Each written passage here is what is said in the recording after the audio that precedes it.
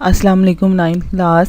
آج ہم مطالعہ پاکستان کا باب نمبر 1 پاکستان کی نظریاتی اساس پڑھیں گے، جس میں ہم بورڈ کے پوائنٹ آف ویو کو مد نظر رکھتے ہوئے مختصر سوالات، تفصیلی سوالات اور معروضی نکات کو زیر بحث لائیں گے۔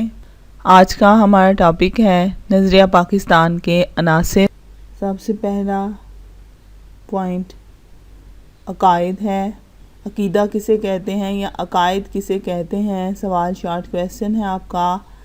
عقائد میں توحید، رسالت، آخرت اور ملائکہ، الہامی کتابوں پر ایمان لانا شامل ہے۔ عقائد کے مجموعے کو ایمان کہتے ہیں۔ نیکسٹ سوال آپ سے پوچھا جائے گا شارٹ کویسچن کہ عقیدہ توحید سے کیا مراد ہے؟ عقیدہ توحید سے مراد یہ ہے کہ اللہ تعالیٰ ساری کائنات کا خالق اور مالک ہے، وہ یکتا ہے، اس کا کوئی شریک نہیں اور نہ ہی کوئی چیز اس کے علم سے باہر ہے۔ ان اللہ علی کل شیء قدیر، بے شک اللہ تعالیٰ ہر چیز پر قادر ہے۔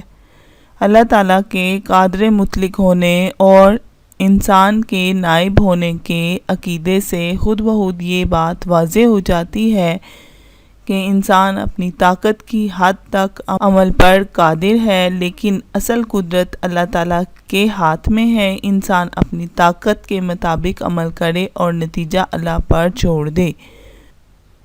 یہ شارٹ کویسچن ہے آپ کا۔ عقیدہ رسالت سے کیا مراد ہے؟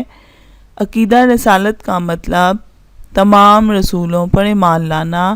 دائرہ اسلام میں آنے کے لیے لازم ہے کہ رسالت کو دل و جان سے تسلیم کیا جائے اور کسی اعتبار سے بھی اس میں شک و شبہ نہ کیا جائے۔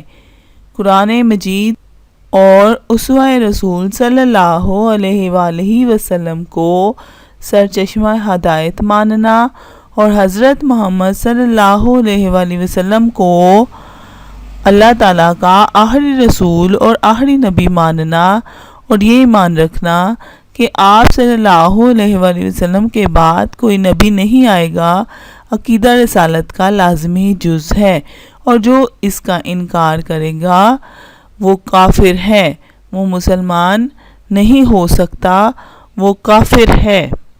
ٹھیک ہے۔ عبادات، توحید اور رسالت اسلام کا پہلا رکن ہے۔ دوسرا رکن نماز ہے۔ اللہ تعالیٰ نے قرآن مجید میں کئی مقامات پر نماز کی ادائیگی کا حکم دیا ہے۔ اللہ تعالیٰ نے قرآن مجید میں ارشاد فرمایا، بے شک نماز کا مومنوں پر اوقات مقررہ میں ادا کرنا فرض ہے۔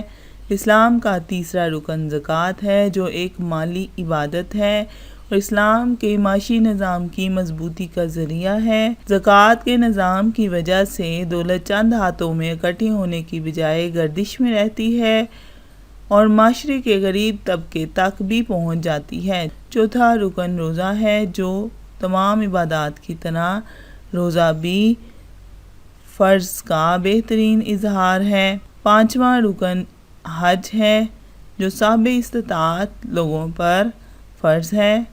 عبادات والے پوائنٹ میں اسلام کے تمام رکن موجود ہیں۔ اگر اس پوائنٹ میں لانگ کویسچن کے طور پہ جب آپ کریں گے تو ان ارکان میں سے کوئی بھی رکن چھوڑیں گے تو مارکس کٹ ہو جائیں گے، لہٰذا تمام رکن یاد کرنے ہیں اور وہ لکھنے بھی ہیں، اور شارٹ کویسچن کے طور پہ بھی علیحدہ علیحدہ رکن یاد کیے جا سکتے ہیں۔ نیکسٹ پوائنٹ ہے قانون کی حکمرانی۔ قانون کی حکمرانی اسلام کے نظام کی اہم خوبی ہے۔ قانون کا سرچشمہ اللہ تعالیٰ ہے اور قرآن اور اسوہ رسول صلی اللہ علیہ وآلہ وسلم پر قانون کی بنیاد ہے۔ بادشاہ اور غلام بھی اسی قانون کے سامنے برابر ہیں۔ اخوت اور مساوات، مدینہ منورہ میں جب اسلامی حکومت قائم ہوئی تو اس میں اخوت اور مساوات مثالی تھی۔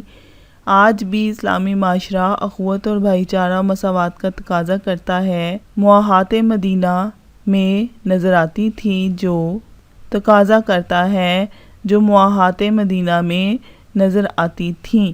آپ صلی اللہ علیہ وآلہ وسلم نے لوگوں کو زندگی بسر کرنے کا ضابطہ دیا تاکہ لوگ آپس میں محبت سے رہ سکیں۔ آپ صلی اللہ علیہ وآلہ وسلم نے زکوٰۃ اور خیرات کے نظام کو واضح کیا اور سود کو حرام قرار دیا، کیونکہ اسلام میں دوسروں کے استحصال یعنی لوٹ کسوٹ کی کوئی گنجائش نہیں ہے۔ حضور صلی اللہ علیہ وآلہ وسلم کا ارشاد ہے کہ ایک مسلمان دوسرے مسلمان کا بھائی ہے، وہ اس کے ساتھ دھوکہ نہیں کرتا، خیانت نہیں کرتا، اس کی غیبت نہیں کرتا۔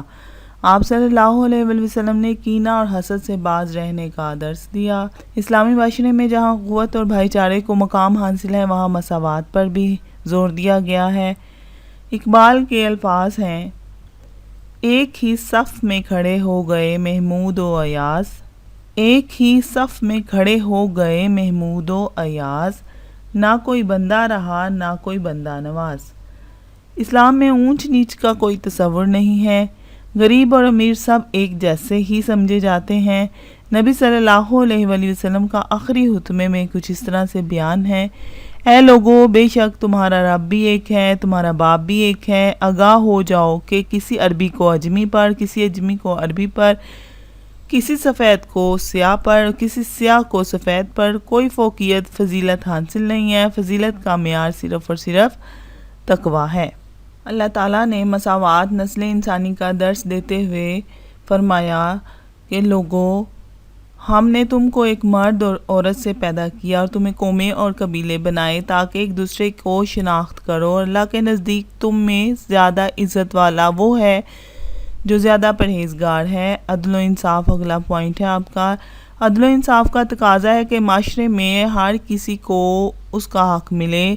اسلام سے پہلے اس قسم کی بے ایمانی کے طاقتور کو سزا نہ دینا جبکہ کمزور کو سزا دینا عام تھا، لیکن اسلام کے بعد عدل و انصاف کا بول بالا ہوا۔ عدل و انصاف کے نفاذ کو ممکن بنانا عدالتی نظام کی ذمہ داری ہے۔ اس مقصد کے لیے عدالتوں کا آزاد ہونا بہت ضروری ہے۔ نبی صلی اللہ علیہ وآلہ وسلم کا فرمان ہے کہ جو قوم عدل و انصاف کو ترک کر دیتی ہے، تباہی اور بربادی اس کا مقدر بن جاتی ہے۔ نبی صلی اللہ علیہ وآلہ وسلم نے فرمایا: تم میں سے پہلے قومیں اس لیے تباہ و برباد ہوئیں کہ ان میں جب کوئی بڑا آدمی جرم کرتا تھا تو اسے سزا نہیں دی جاتی تھی، اور اگر کوئی چھوٹا آدمی جرم کرتا تھا اور اس پر حد لاگو کر دی جاتی تھی۔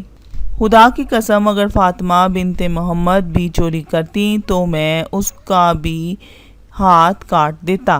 یہ نبی صلی اللہ علیہ وآلہ وسلم نے بنو مخزوم کی عورت نے چوری کی تھی اور آپ صلی اللہ علیہ وسلم کے پاس سفارش آئی تو آپ صلی اللہ علیہ وآلہ وسلم نے فرمایا کہ اگر میری بیٹی فاطمہ بھی چوری کرتی تو میں ان کا بھی ہاتھ کاٹنے کا حکم دیتا۔ عدل و انصاف کی اہمیت سے انکار نہیں کیا جا سکتا، کیونکہ کسی بھی معاشرے میں قانون کی بالادستی سے معاشرے میں دن دگنی رات چگنی ترقی ہوتی ہے۔ تو ڈیئر اسٹوڈنٹس، آج کا لیکچر یہاں اختتام پذیر ہوتا ہے۔ یہ سوال نمبر 2 ہے آپ کا، مشقی سوال نمبر 2۔